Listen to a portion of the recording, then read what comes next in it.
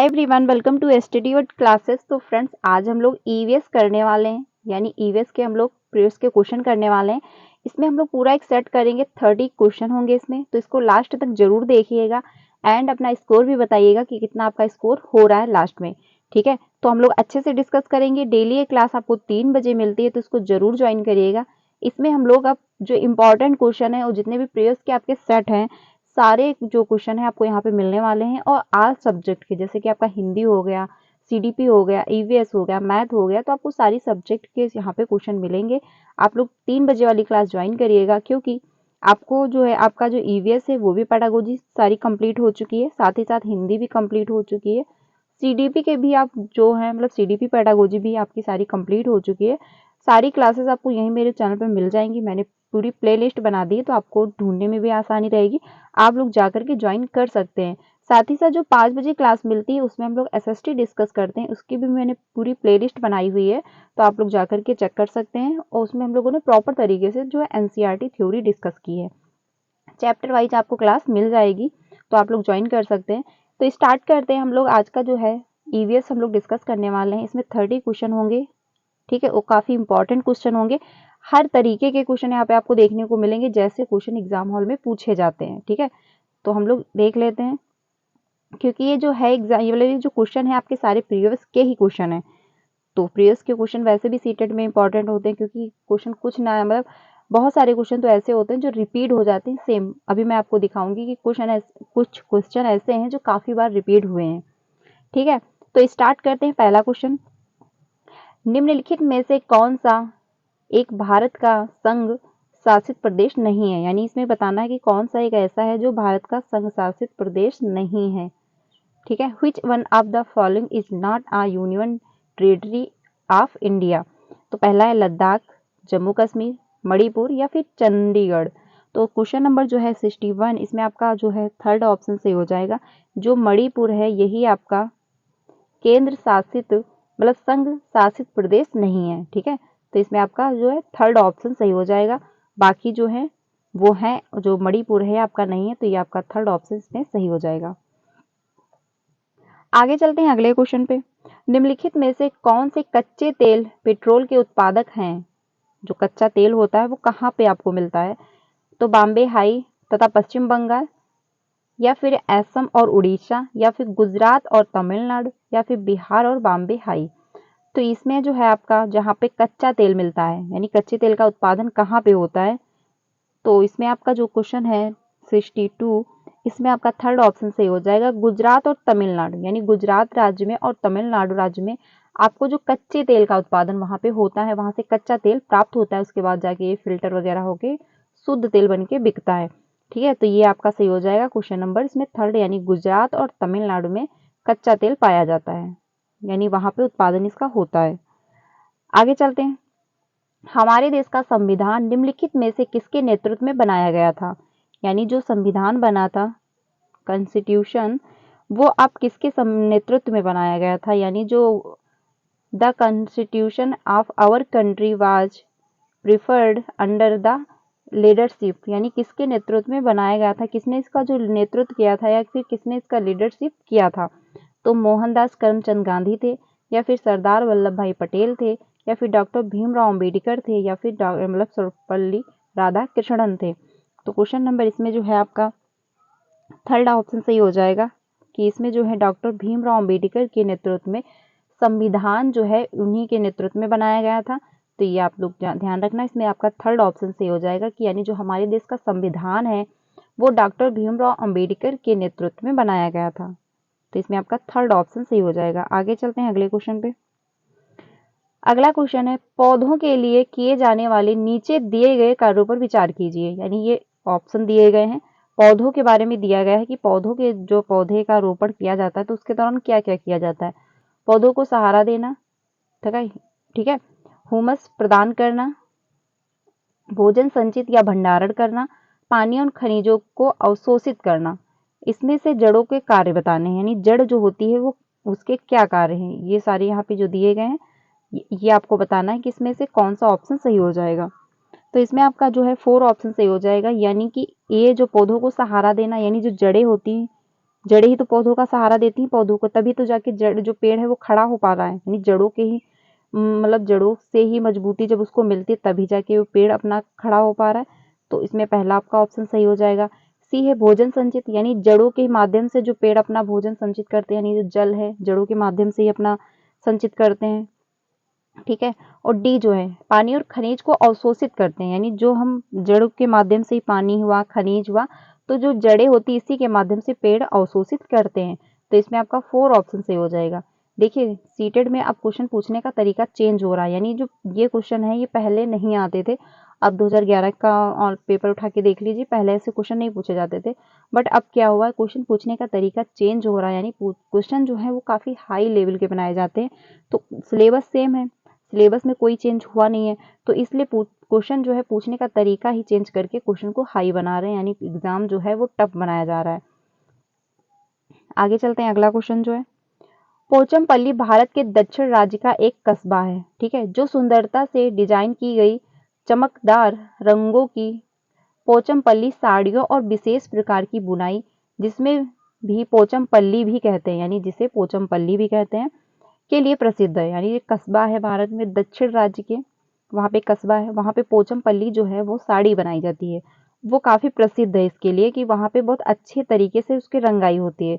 यह कस्बा अब किस राज्य के भाग में है, यानी जो ये कस्बा है अब पहले तो था मतलब दक्षिण राज्य में, बट अब ये कहाँ पे है ये आपसे पूछा गया है। कर्नाटक है, केरल है, तेलंगाना है या फिर तमिलनाडु है। तो इसमें आपका थर्ड ऑप्शन सही हो जाएगा, तेलंगाना में। ये ध्यान रखना जो पोचमपल्ली है, जो पोचमपल्ली बनाया जाता है, यानी पोचमपल्ली जो डिजाइन की जाती है साड़ी में काफ़ी अच्छी होती है, इसीलिए प्रसिद्ध भी है। तो ये अब जो है राज्य में मतलब तेलंगाना राज्य में स्थित है, तो ये ध्यान रखना, इसमें आपका थर्ड ऑप्शन सही हो जाएगा, तेलंगाना। आगे चलते हैं, निम्नलिखित में से खाद्य पदार्थों के उस समूह को चुनिए जिससे मतलब जिसके प्रत्येक सदस्य में लौह तत्व प्रचुर मात्रा में होता है। ये क्वेश्चन हर बार रिपीट होता है, आप मैक्सिमम टॉपिक उठा के मतलब मैक्सिमम क्वेश्चन उठा के देख लीजिए, जितने भी प्रीवियस के सेट हैं ये आपको ज़्यादातर हर मतलब सेट में आपको देखने को मिल जाएगा। ये क्वेश्चन बहुत ज़्यादा इंपॉर्टेंट है और ये हर बार आता है, मतलब ये क्वेश्चन टफ नहीं है बट ये पूछा हर बार जाता है, अक्सर आप कोई भी सेट उठा के देख लीजिए आपको ये मिल जाएगा। तो इसमें बात ये कही गई कि जो लौह तत्व है प्रचुर मात्रा में किस में है, गुड़, आंवला, टमाटर में है, आंवला पालक गुड़ में है, या फिर आंवला बंद गोभी या टमाटर में है, या फिर बंद गोभी आंवला या पालक में है। तो इसमें से कौन से ऐसे 3 तत्व मतलब हैं, मतलब एक ऑप्शन है जिसमें जो लौह तत्व है प्रचुर मात्रा में पाया जाता है। तो इसमें आपका जो है 2 ऑप्शन सही हो जाएगा, क्योंकि आंवला है, पालक और गुड़, इन 3 चीजों में जो है लौह तत्व प्रचुर मात्रा में पाया जाता है, ठीक है। तो इसमें आपका जो है 2 ऑप्शन सही हो जाएगा कि आंवला, पालक और गुड़। आगे चलते हैं अगले क्वेश्चन पे। ईवीएस की मैंने प्रॉपर तरीके से पूरी पेडागोजी करवाई हुई है, उसमें 30 जो क्वेश्चन मतलब 30 नंबर का आता है, आप में पूरी पेडागोजी जो है 4 क्लास में समाप्त कर दी है मैंने, अच्छे से डिस्कस किया है, 1 लाइनर बाई आपको मैंने एक्सप्लेन किया है और अच्छे से समझाया हुआ है। वहाँ से आपको सीधे लाइनें उठी मिल जाएंगी आपको एग्जाम में छपी, तो वो क्लासेस आप लोग जरूर देखिएगा, इसकी मैंने पूरी प्लेलिस्ट बना दी है, आप लोग जाइएगा। सिर्फ 4 घंटे की क्लासेस हैं, क्योंकि 4 मतलब क्लासेस मैंने बनाई हैं, उसमें सारी ईवीएस कंप्लीट समझाई हुई है अच्छे से, आप लोग जाकर के ज्वाइन करिएगा, आपको काफ़ी हेल्प मिलेगी, आप अच्छे से क्वेश्चन कर लोगे, ठीक है। तो प्लेलिस्ट बनी हुई है, आप लोग जाकर के एक बार जरूर चेक करिएगा। आगे चलते हैं, निम्नलिखित में से पक्षियों का वह समूह चुनिए जिसका प्रत्येक सदस्य हमारी तुलना में 4 गुनी अधिक दूरी की वस्तुओं को स्पष्ट देख सकते मतलब देख सकने योग्य हैं। तो इसमें जो है आपका कौन सा ऑप्शन सही हो जाएगा, ये जब हम लोगों ने थ्योरी की थी तो उसमें हमने अच्छे से समझाया था कि कौन से जो जानवर हैं, कौन से पक्षी हैं, कौन से जानवर हैं कि हम लोगों से 4 गुना देख सकते हैं बेहतर, या हम लोगों से 8 गुना बेहतर देख सकते हैं, वो उस क्लास में मैंने प्रॉपर तरीके से समझाया था, ठीक है। तो वहीं से ये क्वेश्चन बना हुआ है। पहला है पख्ता कौवा मोर, या फिर बाज कबूतर तोता, या फिर कौवा चील बुलबुल, या फिर बाज चील गिद्ध। तो इसमें कौन से ऐसे हैं जानवर जो हम लोगों से 4 गुना बहुत अधिक स्पष्ट रूप से देखने के योग्य हैं। तो इसमें आपका जो है 4 ऑप्शन सही हो जाएगा कि बाज, चील और गिद्ध, ये जो होते हैं ये हम लोगों से 4 गुना बेहतर अच्छे से देख पाते हैं चीज़ों को स्पष्ट रूप से, ठीक है। यानी कि जो चीज़ें हमको 2 मीटर की दूरी से दिखाई दे रही, इनको 4 मीटर यानी 6 मीटर की दूरी से वही वस्तु बहुत अच्छे से देख लेंगे, क्योंकि क्या रीजन है, इनको 4 गुना हम लोगों से बेहतर दिख रहा होता है। ठीक है, तो ये आपका 4 ऑप्शन सही हो जाएगा। आगे चलते हैं। अगला क्वेश्चन है, नीचे दिए गए किस राज्य के ग्रामीण लोग अपने ढालू छत वाले लकड़ी के मकान मजबूत बांस के खंभों पर धरती से 3 से 3.5 मीटर की ऊंचाई पर बनाते हैं। हम लोगों ने घर से भी रिलेटेड टॉपिक उसमें किए हुए थे कि कहाँ पे किस प्रकार के घर पाए जाते हैं, यानी ढलानू जो ढलान वाली छतें हैं वो कहाँ पे पाई जाती, बांस के घर, जो मिट्टी के घर वो कहाँ पे बनाए जाते हैं, जो पत्थर के हैं घर वो कहाँ पे बनते हैं। तो ये सब कुछ हम लोगों ने डिस्कस किया था उसमें, तो उसको एक बार जरूर चेक करिएगा आप लोग। ठीक है, तो इसमें पहला है राजस्थान, लद्दाख, असम और उड़ीसा। तो जो बांस जो मतलब बांस होते हैं, बांस के खंभों पर जो धरती से इतनी ऊंची पर यानी 3 से लेकर 3.5 मीटर की ऊंचाई पर घर बनते हैं, यानी जो ये खंभे दिए जाते हैं ये जो बने होते हैं बांस के। ठीक है, फिर इसी के ऊपर एक घर बना दिया जाता है। तो ये जो होता है ये कहाँ पे ऐसा घर पाया जाता है कि ये बांस के खंभे बने हैं और ऊपर घर बना होता है, यानी कि ऐसे। ठीक है, ये खंभे बने होते हैं, फिर इसके ऊपर जाके ये घर बना दिया जाता है। ऊंचाई क्या होती है, 3 से लेकर 3.5 मीटर तक। ठीक है, तो जो ये है इस प्रकार का घर कहाँ पाया जाता है, इसमें आपका थर्ड ऑप्शन सही हो जाएगा, असम। क्योंकि असम राज्य में बारिश होती है, बारिश की वजह से जो लोग क्या करते हैं घर ऊपर बना लेते हैं, और जो बारिश का पानी होता है ये यहाँ यहाँ पर रहता है। ठीक है, तो इससे ये हो जाता है इनका घर डूबता नहीं है और ये लोग आराम से ऊपर रह रहे होते हैं। तो ये जो है आपका जो इस प्रकार का घर पाया जाता है ये असम राज्य में पाया जाता है। ये ध्यान रखना, बांस के खंभों पर धरती से इतनी ऊंचाई पर ये घर बनाए जाते हैं। ठीक है, तो इसमें आपका सी ऑप्शन सही हो जाएगा। वहीं पे जो राजस्थान है वहाँ पे मिट्टी के घर पाए जाते हैं। ठीक है, और जो लद्दाख है वहाँ पे पत्थरों के घर बनाए जाते हैं, क्योंकि लद्दाख काफी ठंडा रेगिस्तान होता है। ठीक है, वहाँ पे बर्फ जमी रहती है, तो इसलिए वहाँ पे क्या किया जाता है, पत्थर जो होते हैं पत्थर के घर बनाए जाते हैं ताकि जो ठंडी ना लगे। ठीक है, तो जो पत्थर के घर हैं वो लद्दाख में, साथ ही साथ जो मिट्टी के घर पाए जाते हैं वो राजस्थान में है, तो ये भी ध्यान रखिएगा। आगे चलते हैं। अगला क्वेश्चन है, भारत के मानचित्र में दिल्ली के स्थित के सापेक्ष गांधीनगर और पटना की दिशाएं क्रमशः हैं, यानी गुजरात जो है, यानी गांधीनगर की जो गुजरात की राजधानी है और पटना है बिहार की राजधानी। तो ये क्वेश्चन भी ध्यान रखिएगा कि जो गांधीनगर है वो गुजरात की राजधानी, पटना बिहार की राजधानी है, की दिशाएं क्रमशः हैं कौन कौन सी, दक्षिण पूर्व और दक्षिण पश्चिम। दक्षिण पश्चिम और दक्षिण पूर्व, देखिए दिशाओं से भी क्वेश्चन पूछा जाता है मानचित्र से, तो मानचित्र को भी आप लोग देखते रहिएगा अच्छे से, हफ्ते में एक बार जरूर उसको चेक करिए, क्योंकि क्या होगा आपका मानचित्र से 1-2 क्वेश्चन जरूर आते हैं और आप अच्छे से कर लोगे, क्योंकि ऐसे दिशाओं के बारे में पूछा जाता है, तो मानचित्र को भी टाइम से देखते रहिएगा। उत्तर पूर्व और दक्षिण पश्चिम या फिर दक्षिण पश्चिम और उत्तर पूर्व, इसमें आपका कौन सा ऑप्शन सही हो जाएगा। हिंदी पेडागोजी जो है, सॉरी हिंदी का पैसेज कैसे सॉल्व करेंगे, इसकी मैंने एक वीडियो बनाई हुई है, बहुत अच्छे तरीके से समझाया कि कैसे की पॉइंट उठा के आप कम समय में जो हिंदी का पैसेज है उसको आप सॉल्व कर सकते हो। उसमें 15 और 15 आपके आ जाएंगे, तो उस वीडियो को भी आप लोग जरूर देखिएगा, यही मेरे चैनल पर मिल जाएगी। उसमें मैंने बहुत अच्छे से एक्सप्लेन किया हुआ है। ठीक है, तो काफ़ी हेल्प मिलेगी, क्योंकि पैसेज से ही आप जो है अच्छे खासे नंबर ला सकते हो और वहीं से आपका टाइम भी बचेगा। आगे चलते हैं। इसमें जो आपका ऑप्शन सही हो जाएगा, 2 ऑप्शन सही हो जाएगा, दक्षिण पश्चिम और दक्षिण पूर्व। ठीक है, इसकी जो दिशाएं क्रमशः हैं वो कौन कौन सी हैं, दक्षिण से पश्चिम और दक्षिण से पूर्व, यानी जो दक्षिण है ये दक्षिण से पश्चिम जाएगा और साथ ही दक्षिण से पूर्व की ओर। ठीक है, ये आपका पूर्व हो जाता है, ये आपका पश्चिम हो जाता है, ये आपका दक्षिण है, ये आपका उत्तर हो जाता है। तो इसमें आपका 2 ऑप्शन सही हो जाएगा। आगे चलते हैं अगले क्वेश्चन पे। निम्नलिखित में से किसने मटर के पौधों के साथ प्रयोग किए, ये क्वेश्चन आपका सीडीपी का है। सीडीपी पेडागोजी में ये क्वेश्चन पूछा जाता है और साथ साथ आपका हिंदी में भी आ जाए, मतलब ईवीएस में भी आता है। ठीक है, तो ये ध्यान रखना।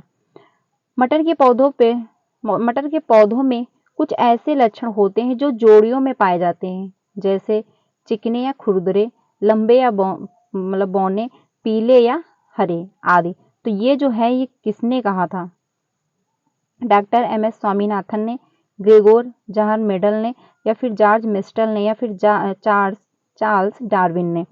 तो इसमें आपका जो है ऑप्शन सही हो जाएगा 2। ग्रेगोर जॉन मेडल ने ये कहा था कि जो मतलब पौधे होते हैं मटर में, इन्होंने प्रयोग करके पाया था कि कुछ ऐसे उसमें लक्षण पाए जाते हैं जो जोड़ियों में मिलते हैं, यानी जोड़ियों में मिलते हैं। उसमें क्या होता है, चिकने या खुरदरे भी होते हैं, लंबे या बौने भी होते हैं, साथ ही साथ पीले या हरे भी होते हैं। तो ये किसने कहा था, मेडल ने कहा था। इन्होंने मटर पे प्रयोग किया था, 28,000 बार प्रयोग किया था, तब जाके सफल हो पाए थे। ठीक है, आगे चलते हैं। निम्नलिखित में से कौन सा एनसीएफ 2005 के अनुसार ईवीएस पाठ्यक्रम में सुझाए गए 6 विषयों में से एक है, यानी which of the following is one of the 6 themes suggested in the EVS syllabus as per NCF 2005।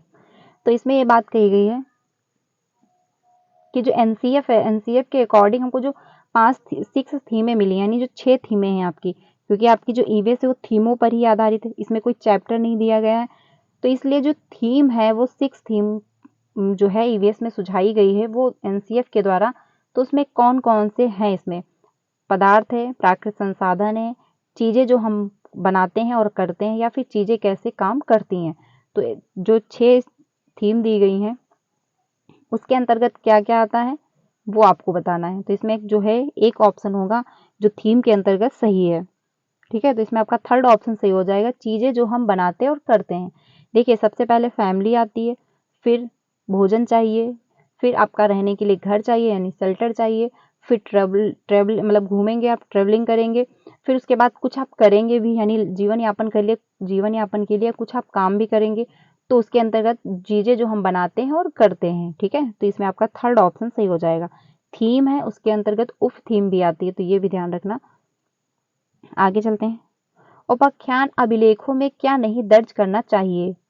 पहला है मुख्य रूप से समस्याग्रस्त स्थितियों की पहचान करना, निर्णय लेने वाले कथनों को लिखना, मजबूतियों और कमजोरियों की पहचान करना, या फिर बच्चों की रुचियों संबंधों आदि की पहचान करना।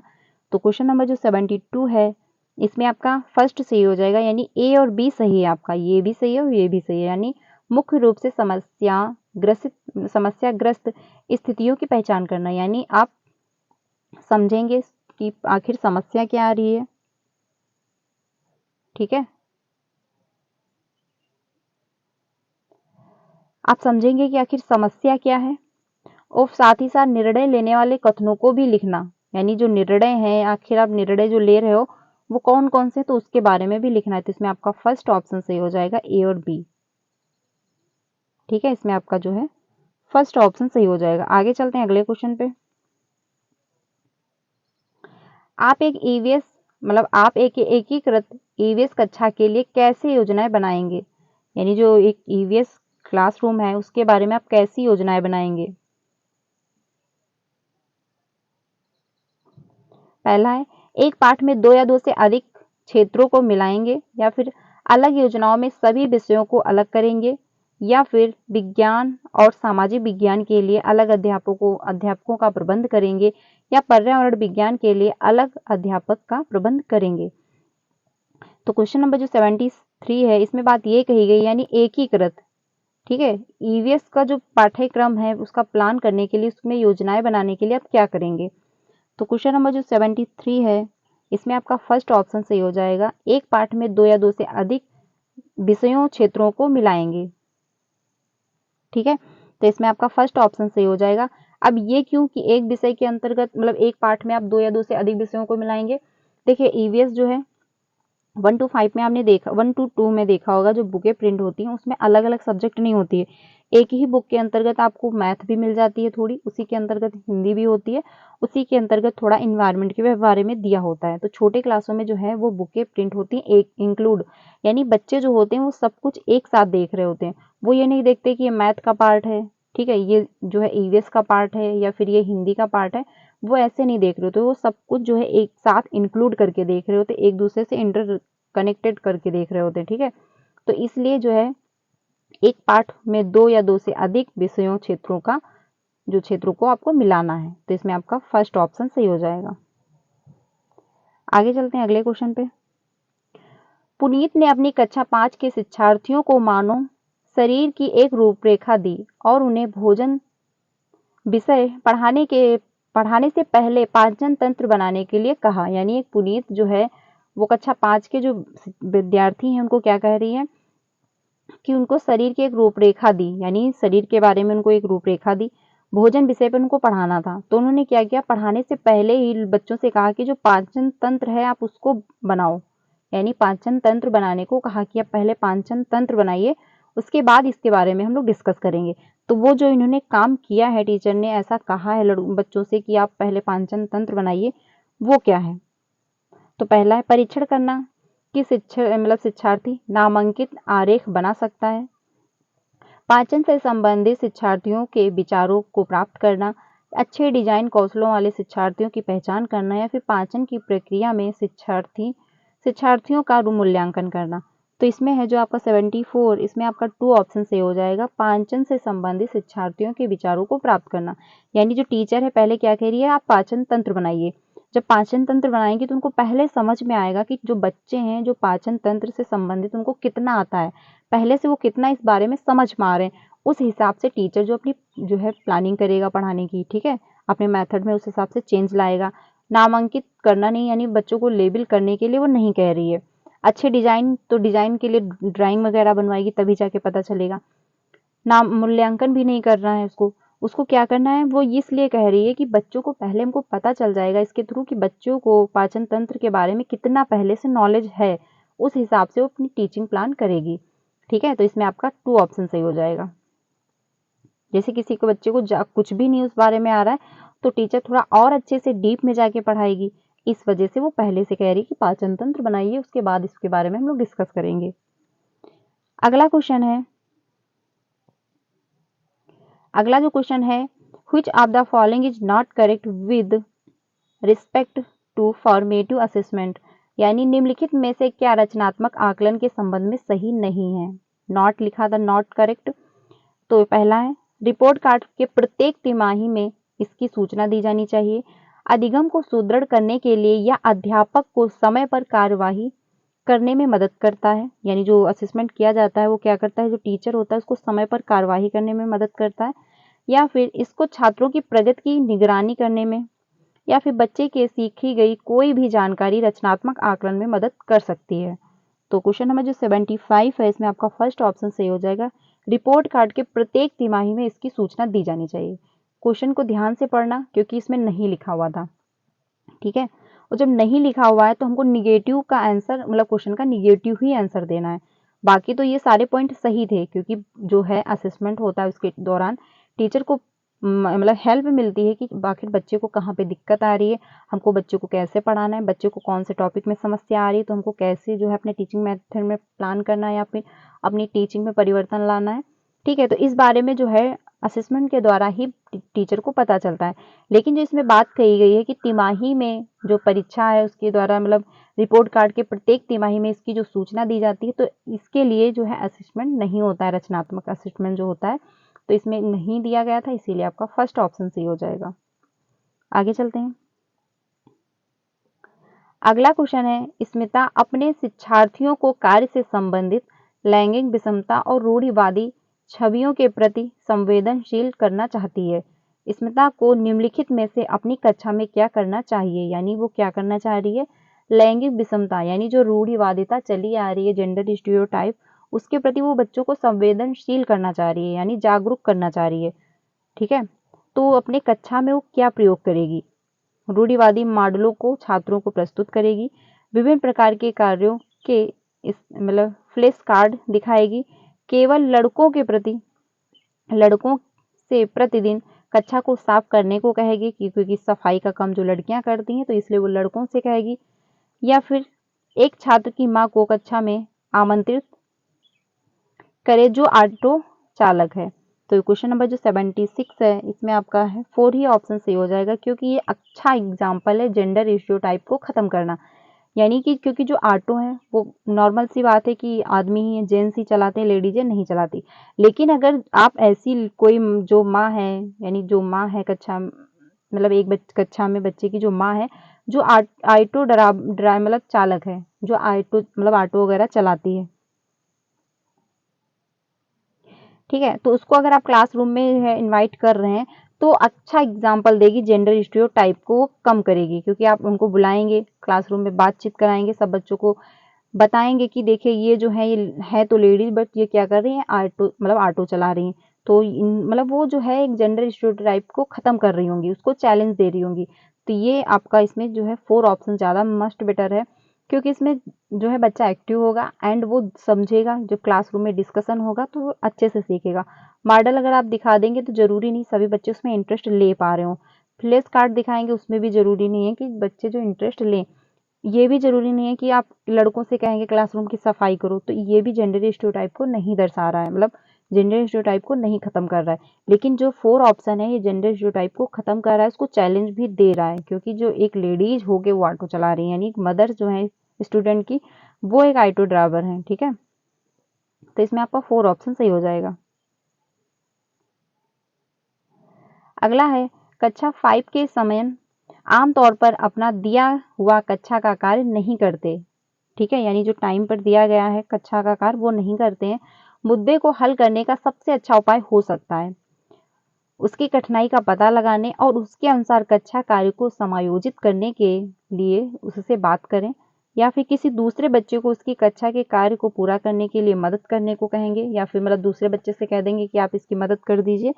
माता पिता से बात करें और उन्हें जो है सलाह दें, या फिर होगा उसे वैकल्पिक और आसान गृह कार्य दें, यानी कि ऑप्शन में दे दें कि आप ये ना कार्य कर पाओ तो ये होमवर्क कर लेना, आप ऐसा करने के लिए बोलेंगे।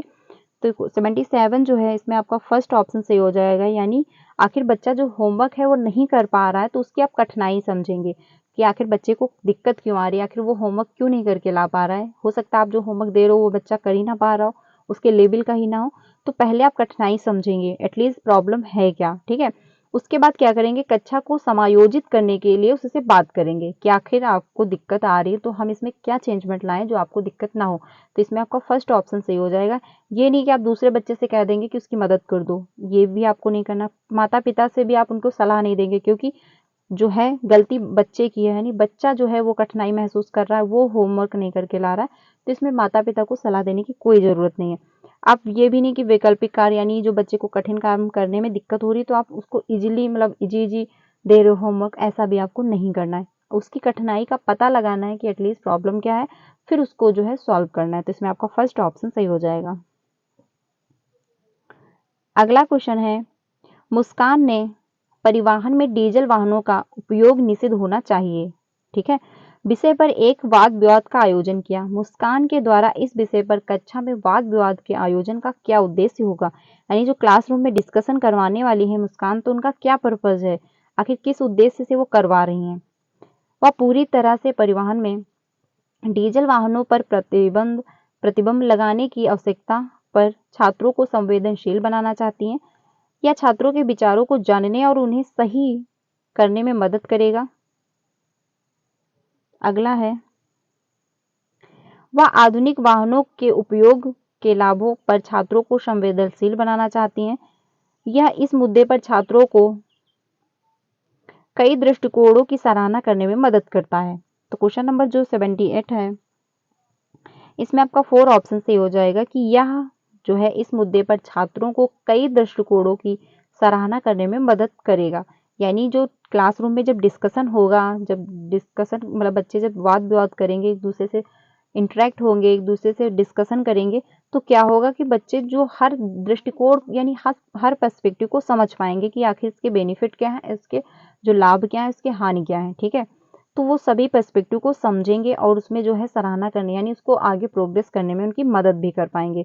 तो इसमें आपका 4 ऑप्शन सही हो जाएगा, क्योंकि जब क्लासरूम में डिस्कशन होगा तो हर बच्चा एक्टिव होकर उसमें पार्टिसिपेट करेगा और एक्टिव भी रहेगा एंड वो सभी के पर्सपेक्टिव को भी समझ पाएगा, क्योंकि जब क्लासरूम में डिस्कशन हो रहा होगा तो सभी बच्चे अपनी अपनी राय रख रहे होंगे। ठीक है, तो हर बच्चे की थिंकिंग अलग होती है, तो अपनी अपनी राय रखेंगे तो उसमें समझ में आएगा कि आखिर जैसे मान लीजिए एक टॉपिक पे अगर एक बच्चे से राय लोगे तो एक ही अपनी वो थिंकिंग बताएगा, लेकिन अगर आप 4 बच्चों से उसी टॉपिक पे अगर राय ले रहे हो तो 4 प्रकार की बातें बताएंगे, तो आपको 4 प्रकार की बातें उस टॉपिक से रिलेट समझने को मिलेंगी। ठीक है, तो इसलिए क्लासरूम में जब डिस्कशन हो रहा होता है तो हर प्रकार की बातें उसमें होती हैं और हर बच्चा जो है एक्टिव होता है, वो एक्टिव होकर उसमें पार्टिसिपेट भी कर पा रहा होता है।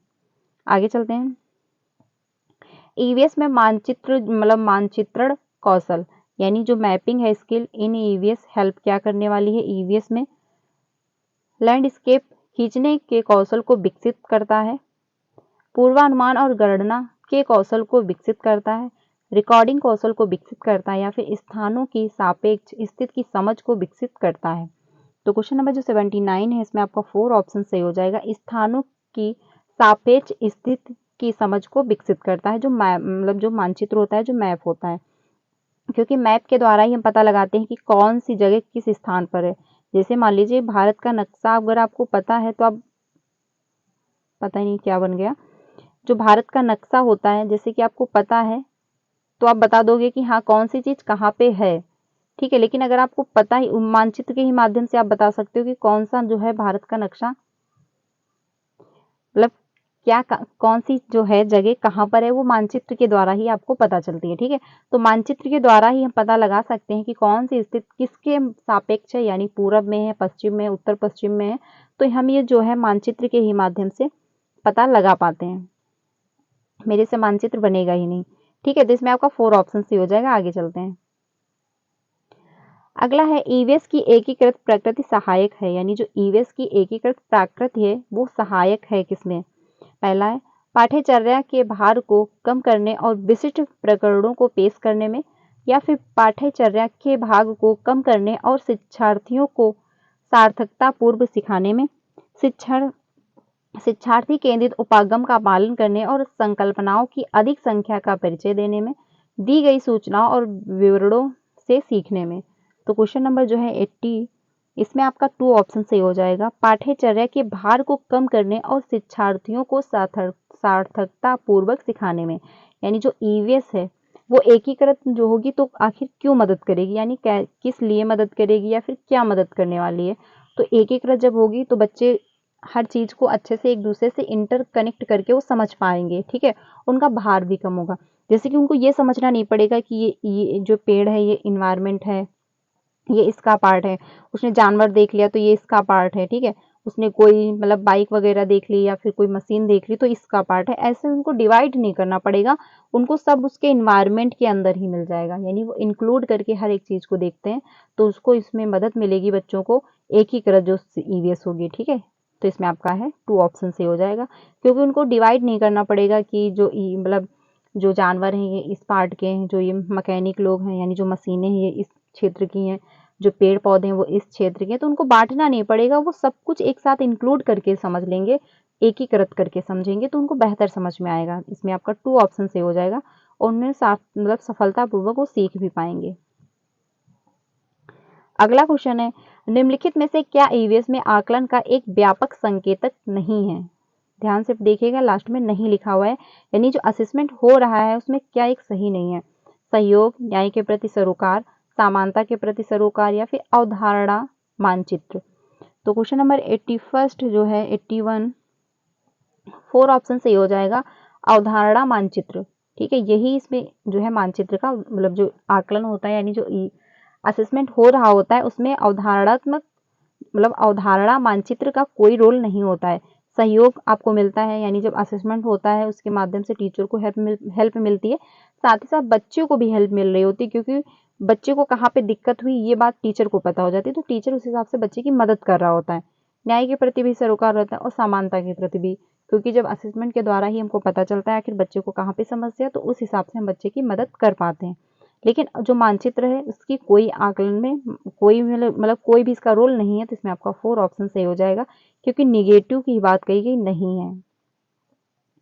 अलबरूनी से एक क्वेश्चन हर बार आता है हर एग्जाम में, मतलब हर आप कोई भी सेट उठा के देख लीजिए, आपको हर बार यहाँ से एक क्वेश्चन देखने को मिलता है।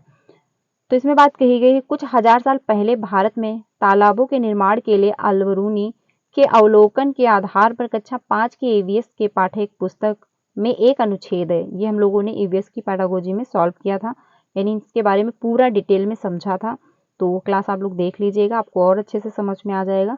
इस अनुच्छेद को शामिल करने का क्या उद्देश्य होगा, क्योंकि अलबरूनी जो है ये भारत आए थे घूमने के लिए, फिर इन्होंने क्या किया, जब भारत का भ्रमण किया तो इनको जो यहाँ की चीजें अच्छी लगी और अपने देश से मतलब ये बलूचिस्तान से आए हुए थे, तो वहां से जो मतलब आउट लगी कि हाँ कुछ नई चीजें भारत में देखने को मिली इनको, तो इन्होंने क्या किया अपने बुक में उसको लिखा, जो इनको अलग लगा अपने देश से, ठीक है। तो ये भारत घूमने आए थे, तो फिर अपनी बुक में जब ये यहाँ से वापस गए तो इन्होंने अपनी बुक में भारत के बारे में जो अच्छी अच्छी चीज़ें लगी, इनको अलग लगी, उसके बारे में इन्होंने अपनी बुक में लिखा था। पहला ऑप्शन है, तो ये जो अनुच्छेद शामिल किया गया इसका उद्देश्य क्या रहा? यह इतिहास के स्रोतों की पहचान करने में शिक्षार्थियों की मदद करता है। यह शिक्षार्थियों को उनके अवलोकनों की रिकॉर्ड में सुधार करने में मदद करता है। यह शिक्षार्थियों को कुछ 1000 साल पहले भारत में मौजूद तकनीकी की सराहना करने में मदद करता है, या फिर यह शिक्षार्थियों को इतिहास में साक्ष्य भूमिका की सराहना करने में मदद करता है। तो 82 जो है इसमें आपका 2 ऑप्शन सही हो जाएगा। यह शिक्षार्थियों को उनके अवलोकनों की रिकॉर्डिंग में सुधार करने में मदद कर रहा है, यानी बच्चे जो हैं इसके माध्यम से अवलोकन कर पा रहे हैं, यानी ऑब्जर्व कर पा रहे हैं कि हाँ पुराने टाइम में भारत में क्या था, कैसी स्थितियां थी, कैसे कैसे जो मतलब विशेषताएं थी जो उन्होंने अपनी बुक में लिखा था, तो उसके माध्यम से बच्चे समझ पा रहे हैं, अवलोकन कर पा रहे हैं, यानी ऑब्जर्व कर पा रहे हैं। तो इसमें आपका जो है 2 ऑप्शन सही हो जाएगा, ठीक है। एक मिनट, इसमें आपका 2 यानी कि इसमें आपका जो नीचे भी ऑप्शन में दिए गए थे, तो इसमें आपका 2 ऑप्शन ये सही होगा, यानी कि ए सही है, साथ ही साथ सी भी सही है और डी भी सही है, ठीक है। तो ये ध्यान रखना, इसमें आपका 2 ऑप्शन सही होगा, यानी कि इसके अंतर्गत इतिहास के स्रोतों की पहचान करने में शिक्षार्थियों की मदद करेगा। यानी क्योंकि देखिए मान लीजिए इन्होंने जो अपनी बुक में लिखा पुराने टाइम में, तो इसको जब इसका अनुच्छेद इतिहास में शामिल किया गया ईवीएस में, तो उससे बच्चों को हेल्प मिल रही है कि उनके जो इतिहास में क्या क्या हुआ उसके द्वारा वो पहचान कर पा रहे हैं, यानी बुक के माध्यम से। यह शिक्षार्थियों को कुछ 1000 साल पहले भारत में मौजूद तकनीकी, यानी पुराने टाइम में 1000 साल पहले भारत में कैसी स्थिति, क्या तकनीकी प्रयोग की जा रही थी, उसकी सराहना, उसकी विशेष जो है सराहना करने में मदद करेगा। साथ ही साथ यह शिक्षार्थियों को इतिहास में साक्ष्य, यानी जो पहले जो साक्ष्य मिलते हैं, ठीक है, उनकी सराहना करने में भी मदद कर पाएगा। तो इसमें आपका 2 ऑप्शन सही हो जाएगा, यानी पुराने टाइम में कैसी जो है भारत की विशेषताएं थी, कैसी चीजें पाई जाती थी, क्या विशेषताएं थी, कैसी जगह बनी हुई थी, तो इस बारे में इसके द्वारा पता चलता है। तो इसमें आपका 2 ऑप्शन सही हो जाएगा, यानी फर्स्ट भी सही है, सी भी सही है और डी भी सही। इसमें आपका बी ऑप्शन गलत है, यानी कि 2 ऑप्शन आपका सही हो जाएगा। आगे चलते हैं अगले क्वेश्चन पे। देखिए क्वेश्चन को ऐसे ही बड़ा बना देते हैं, देखिए ये खुद ही आप लोग देख सकते हैं कितना बड़ा मतलब क्वेश्चन ये बना हुआ है। यानी कि पहली बात तो 4-5 लाइन का क्वेश्चन दे देंगे, फिर इतने ऑप्शन देंगे, फिर उसके बाद भी आपको छांटना होगा कि इसमें कौन सा सही है। तो क्वेश्चन पूछने का तरीका जो है वो चेंज हुआ है, आप खुद ही अपने देख सकते हैं कि क्वेश्चन कितने बड़े पूछे जाते हैं। और ये सब आपको प्रैक्टिस से ही आएगा, यानी प्रैक्टिस जब आप करोगे इनफ, तभी जाके कम टाइम में आप अच्छे से सॉल्व कर पाओगे। आगे चलते हैं। अपनी कक्षा में 50 से अधिक छात्रों के साथ वाणी उन्हें एक ऐसी गतिविधि में जोड़ना चाहती है जिसमें सीखने को बढ़ाने के लिए अधिकतम संख्या में इंद्रियां शामिल हों। यानी कि वो ऐसी एक्टिविटी कराना चाह रही है कि बच्चे जिसको सीखें, लेकिन सीखने में उनकी ज़्यादा से ज़्यादा इंद्रियां जो है एक्टिव हों, उसी में शामिल हों। जैसे कि वो देखें तो सुने भी, और सुने तो वो देखें भी, और साथ ही साथ वो इन्वॉल्व भी हों, यानी फिजिकली तौर पर भी उसमें इन्वॉल्व हो पाए, ठीक है। निम्न में से कौन सा क्रियाकलाप उपयुक्त कार्य के लिए ठीक होगा? कौशलों के प्रदर्शन के लिए समुदाय से संदर्भ व्यक्तियों को आमंत्रित करना, समूह चर्चा को प्रोत्साहित करना, उचित एवी साधन के लिए स्मार्ट कक्षा का उपयोग करना, या फिर नजदीक के स्थान के लिए क्षेत्र भ्रमण का आयोजन करना, यानी पास में जो क्षेत्र हो उसके लिए जो है क्षेत्र भ्रमण करना। तो 80 जो 3 है इसमें आपका 4 ही ऑप्शन सही होगा, क्योंकि जब आप बच्चे को प्ले ग्रुप कराओगे या फिर फील्ड ट्रिप पे ले जाओगे तो बच्चा उसमें ज़्यादा एक्टिव होगा और ज़्यादा इंटरेस्ट भी ले रहा होगा। क्वेश्चन में यही बात कहेगी कि आखिर ऐसी कौन सी एक्टिविटी कराई जाए जिसमें बच्चे के सारे सेंस प्रयोग हो, सारे सेंस एक्टिव हो। तो आप जब बच्चे को घुमाने ले जाओगे तभी जाके बच्चा एक्टिव भी होगा और साथ ही साथ वो इंटरेस्ट भी लेगा और सारे उसकी जो ज्ञानेंद्रियां वो प्रयोग भी हो पा रही होंगी, उसमें शामिल भी हो पा रही होंगी। तो इसमें आपका 4 ऑप्शन से हो जाएगा। जब बच्चा भ्रमण करके सीखता है, यानी जब वो सामने चीज़ों को देख रहा है तो ऑब्जर्व कर पा रहा है, अच्छे से उसको समझ में आएगा, इनफैक्ट जो देखेगा वो इसके दिमाग में स्थायी रूप से रहेगा भी। तो इसीलिए कहते हैं जो क्षेत्र भ्रमण होता है वो सिखाने का बेस्ट तरीका होता है। इसके माध्यम से बच्चा जो है एक्टिव भी रहता है, उसके सारे सेंस भी प्रयोग हो पा रहे होते हैं। आगे चलते हैं।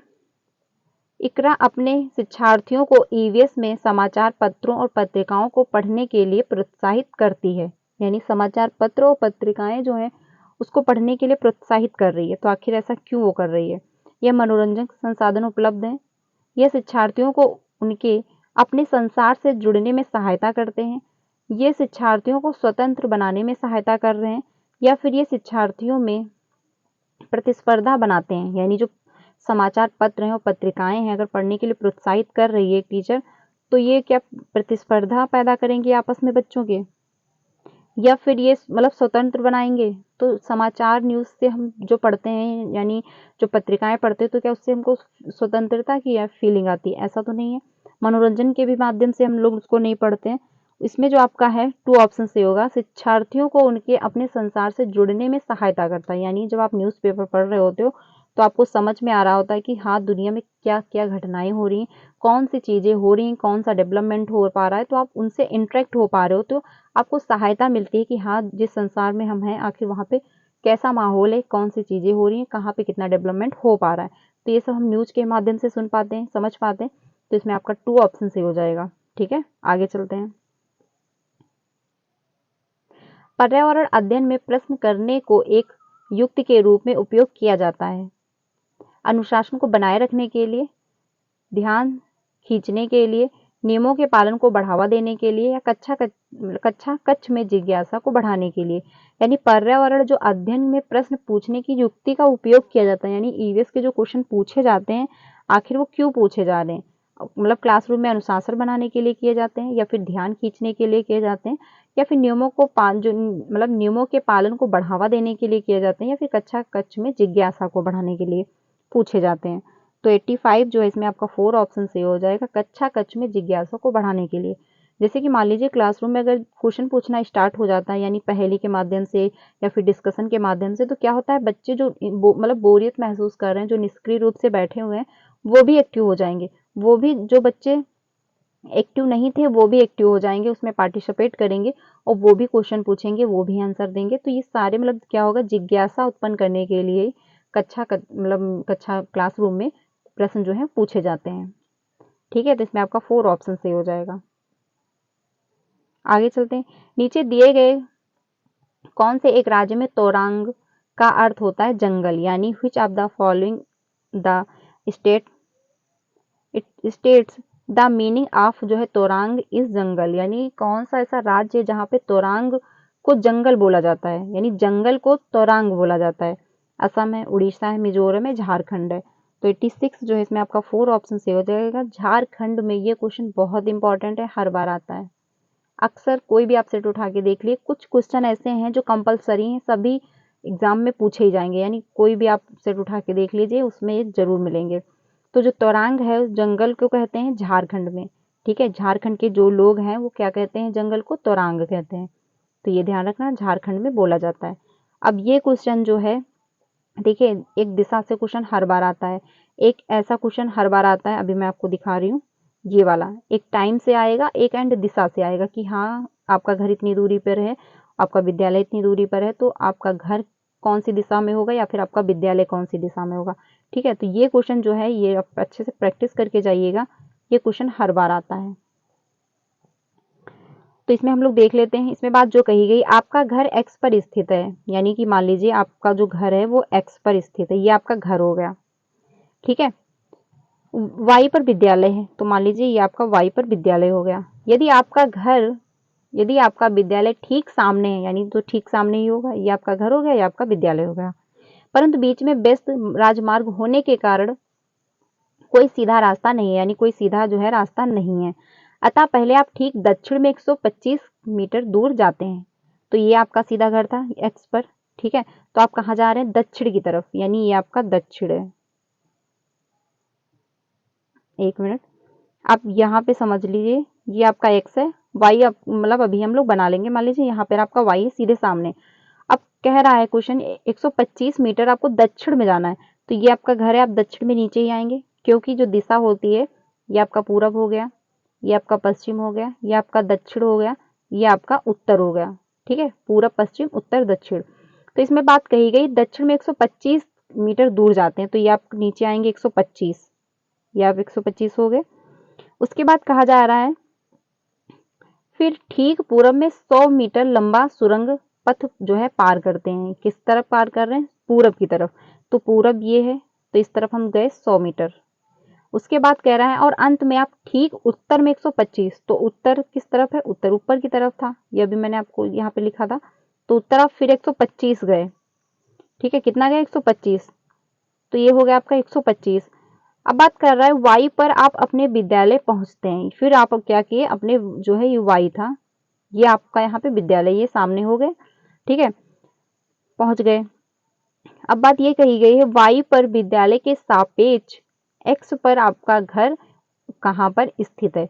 देखिए सारा कुछ करने के बाद लास्ट में ये जरूर देखिएगा कि मतलब विद्यालय के सापेक्ष पूछ रहा है या फिर घर के सापेक्ष पूछ रहा है, क्योंकि यहाँ पे भी कंफ्यूजन क्रिएट होती है और आंसर चेंज हो जाता है। तो यहाँ पे जो पूछा गया है वायु पर विद्यालय के सापेक्ष जो है घर आपका किस मतलब कहाँ पर जो है स्थित है। तो पूछा जा रहा है विद्यालय के सापेक्ष, यानी विद्यालय से जो है घर आपका किस तरफ जा रहा है? पश्चिम की तरफ। और कितने किलोमीटर? 100, क्योंकि ये 100 मीटर की दूरी थी, क्योंकि यहाँ पे 125 हम लोग चले, फिर इस तरफ 100 चले, फिर यहाँ पे 125 चले, तो फिर पहुंच गए विद्यालय पे। अब पूछ रहा है विद्यालय के सापेक्ष घर, तो घर आपका ये है और ये आपका विद्यालय है, तो ये 100 हो गया। अब हम जो आपका आंसर है वो कितना है? मतलब पश्चिम की ओर आपको जाना है, ठीक पश्चिम की ओर। तो अब हम लोग ऑप्शन देख लेते हैं। इसमें आपका ऑप्शन थर्ड सही हो जाएगा, 100 मीटर ठीक पश्चिम में आपको जाना था। आप ऐसे इसको सॉल्व करिएगा, यानी फटाफट से जो चित्र बना लोगे आप, जैसा बोले आप वैसे आपको चले जाना है। ठीक है, और जितनी मीटर बता रहा है उतने मीटर आप लिखते चले जाओ, बस आपका आंसर निकल आएगा, यानी इसमें थर्ड ऑप्शन आपका सही हो जाएगा। ठीक है, आई होप आपको समझ में आया होगा। इसकी आप प्रैक्टिस करेंगे आपको अच्छे से आ जाएगा। और यहाँ से क्वेश्चन मतलब यहाँ से क्या, ऐसा क्वेश्चन हर बार आता है, वेरी इंपॉर्टेंट है। कुछ ऐसे क्वेश्चन है जो फिक्स है, हमेशा आते हैं, जैसे मानचित्र से हो गया, ये आपका एक दूरी से हो गया, एक टाइम से हो गया। तो ये ऐसे क्वेश्चन है जो हर बार पूछे जाते हैं। तो इसको आप ऐसे ही सॉल्व करिएगा, आपको अच्छे से समझ में आएगा, एंड प्रैक्टिस करिएगा, कम टाइम में आप इसको कर लोगे। आगे चलते हैं। अगला है 88। कोई लड़का नगर कोइल से मडगांव जाने के लिए 4 जून 2020 को किसी रेलगाड़ी में सवार हुआ। यह रेलगाड़ी जो है 10:30 बजे नगर कोइल से चली और 6 जून 2020 को 4:30 पर बजे मडगांव पहुंची। यदि इस समय अंतराल में रेलगाड़ी में 1145 किलोमीटर की दूरी तय की है, तो रेलगाड़ी की औसत चाल लगभग क्या होगी? मतलब क्या रही थी, यानी औसत चाल आपसे पूछी गई है। तो 88 जो है इसमें आपका 2 ऑप्शन से हो जाएगा। इसमें थोड़ी सी आपको कैलकुलेशन करनी पड़ेगी, उसके बाद आपका आंसर निकल आएगा। तो ये हुआ, यहाँ से क्वेश्चन हर बार आएगा कि कितने किलोमीटर की जो औसत उसकी चाल थी, या फिर पूछ लेगा दूरी कितनी थी। तो एक यहाँ से क्वेश्चन पूछा जाता है कंपलसरी, इसमें आपका 2 ऑप्शन सही हो जाएगा। ठीक है, और ये क्वेश्चन रहा, एक ये और ये वो, 1 मीटर से, ये क्वेश्चन हमेशा पूछे जाते हैं, तो ये ध्यान रखना। इसकी आप अच्छे से प्रैक्टिस कर लेना, यहाँ से क्वेश्चन हर बार आता है। 1 मीटर से पूछता है, यानी कितनी किलोमीटर दूर ही है, या फिर कितनी औसत चाल है, और एक दिशाओं से क्वेश्चन हर बार आता है। ठीक है, आगे चलते हैं। नीचे दिया गया कौन सा कथन मधुमक्खियों और छत्तों के विषय में सही नहीं है, यानी स्टेटमेंट जो दिया गया है वो कौन सा करेक्ट नहीं है। प्रत्येक छत्ते में एक रानी मक्खी होती है जो अंडे देती है, तो ये तो बात सही है, क्योंकि हर छत्ते में एक रानी मधुमक्खी होती है जो कि अंडे देती है। बात कही गई नर मक्खी छत्तों के लिए अत्यंत महत्वपूर्ण होती हैं, जो नर मक्खी हैं वो अत्यंत महत्वपूर्ण है, हो सकता है। आगे चलते हैं। छत्ते में बहुत सारे काम करने वाली जो मक्खियां होती हैं, छत्ते में केवल कुछ नर मक्खियां होती हैं। तो इसमें आपका 2 ऑप्शन है वो सही होगा, क्योंकि नहीं है तो यही स्टेटमेंट गलत है, लेकिन हमको गलत ही आंसर देना है, तो इसमें आपका 2 ऑप्शन सही हो जाएगा। क्योंकि छत्ते में क्या होता है, मतलब जो नर मक्खियां होती हैं वो छत्ते के लिए अत्यंत महत्वपूर्ण नहीं होती हैं, कुछ होती हैं उसमें जो नर मक्खियां होती हैं, बाकी जो है एक रानी मक्खी होती है जो अंडे दे रही होती है, साथ ही साथ उसमें नर और जो है मादा मक्खियां वो दोनों इंक्लूड होती हैं, वो अपना काम करती हैं। एक रानी मक्खी होती है वो अंडे देती है। ठीक है, तो इसमें आपका 2 ऑप्शन सही हो जाएगा, क्योंकि ये स्टेटमेंट गलत है, बट हमको नहीं पूछा है, तो यही आपका सही हो जाएगा। निगेटिव का हमको निगेटिव आंसर देना है। तो नर मक्खियां छत्ते के लिए अत्यंत महत्वपूर्ण नहीं होती हैं, लेकिन ये स्टेटमेंट सही माना गया, क्योंकि क्वेश्चन गलत है तो आंसर भी गलत ही आपको देना है, यानी निगेटिव का आंसर आपको निगेटिव ही देना है। ठीक है, आगे चलते हैं। आज हम मिर्ची के बिना भोजन की कल्पना भी नहीं कर सकते। इसे व्यापारी हमारे देश में लाए थे। तो ये भी हम लोगों ने डिस्कस किया हुआ था। जो आपके बैंगन है, मिर्च है, ठीक है, गोभी है, तो ये सारा मतलब जो है कहाँ से आए हुए हैं, आलू है, तो ये सब कुछ हम लोगों ने थ्योरी में डिस्कस किया था कि ये भारत में कहाँ-कहाँ से आए हैं। जो आपका चाय है, कॉफ़ी है, तो ये सब कुछ हम लोगों ने डिस्कस किया था। तो आप लोग ज़रूर जॉइन करिएगा। प्लेलिस्ट बनाई हुई है, वहाँ पे आपको मिल जाएँगी। 4 क्लास में पूरी ईवीएस कंप्लीट मैंने डिस्कस की है, तो आपको बहुत अच्छे से समझ में आएगा। आपको काफ़ी क्वेश्चन वहाँ से मिलेंगे और काफ़ी हेल्प मिलेगी सॉल्व करने में। तो जो मिर्च है वो कहाँ से आई हुई है? अफ़गानिस्तान से, इंग्लैंड से, दक्षिणी अमेरिका से या फिर दक्षिणी अफ्रीका से। तो इसमें आपका जो है थर्ड ऑप्शन सही हो जाएगा। दक्षिणी अमेरिका से जो है वो मिर्च आई हुई है, ठीक है। इसके बारे में भी हम लोगों ने डिस्कस किया था कि दक्षिणी वो मिर्च है ये दक्षिणी अमेरिका से कैसे आई भारत, ठीक है। तो वो क्लास आप लोग जरूर ज्वाइन करिएगा, वहां से आपको काफी हेल्प मिलेगी। तो इसमें आपका थर्ड ऑप्शन सही हो जाएगा। ये 30 क्वेश्चन थे, मैंने आप लोगों के साथ डिस्कस किए। आई होप आप लोगों को समझ में आया होगा। कल हम लोग हिंदी पेडागोजी के क्वेश्चन करने वाले हैं, उसमें भी हम लोग पैसेज सॉल्व करेंगे एक, एंड उसके साथ में जो है 15 क्वेश्चन होते हैं और 15 नंबर का आपका पैसेज होता है। तो पूरा हिंदी का एक सेट डिस्कस करने वाले हैं कल की क्लास में। तो कल की वीडियो भी आपके लिए बहुत ज़्यादा इंपॉर्टेंट होगी, क्योंकि इसमें हम लोग पैसेज सॉल्व करेंगे प्रीवियस का, और साथ ही साथ क्वेश्चन भी करने वाले हैं पेडागोजी के। तो कल की क्लास को भी ज्वाइन करिएगा। आज की वीडियो अच्छी लगी हो तो उसको लाइक करिएगा, एंड अपने सारे फ्रेंड को भी शेयर कीजिएगा जो भी सीटेट की प्रिपरेशन कर रहे हैं। वीडियो अच्छी लगी तो उसको लाइक करिएगा। कल 3 बजे वाली क्लास को मिस मत करना। कल हम लोग हिंदी पेडागोजी डिस्कस करने वाले हैं, साथ ही साथ पैसेज भी सॉल्व करेंगे, ठीक है। तो आज के लिए इतना ही रखते हैं। वीडियो अच्छी लगी हो उसको लाइक करिएगा, एंड कमेंट में 30 आपने कितने सही किए वो जरूर अपना स्कोर बताइएगा। और जो मैंने बोला है कि ये क्वेश्चन इंपॉर्टेंट है, इनको अच्छे से प्रैक्टिस कर लीजिएगा। ये क्वेश्चन हर बार आते हैं, तो ये 2-4 क्वेश्चन ऐसे हैं जो हर बार रिपीट होते हैं, आपसे जरूर पूछेगा। तो इसको अच्छे से डिस्कस कर लेना, अच्छे से समझ लेना, प्रैक्टिस कर लेना, तो इसमें कम टाइम में आप सॉल्व कर लोगे। तो आज के लिए इतना ही रखते हैं, मिलते हैं नेक्स्ट वीडियो में। तब तक के लिए ध्यान रखिएगा। वीडियो अच्छी लगी हो तो उसको लाइक करिएगा, एंड चैनल पर पहली बार आए हो तो सब्सक्राइब करके वीडियो को भी लाइक कर लीजिएगा, ठीक है। मिलते हैं नेक्स्ट क्लास।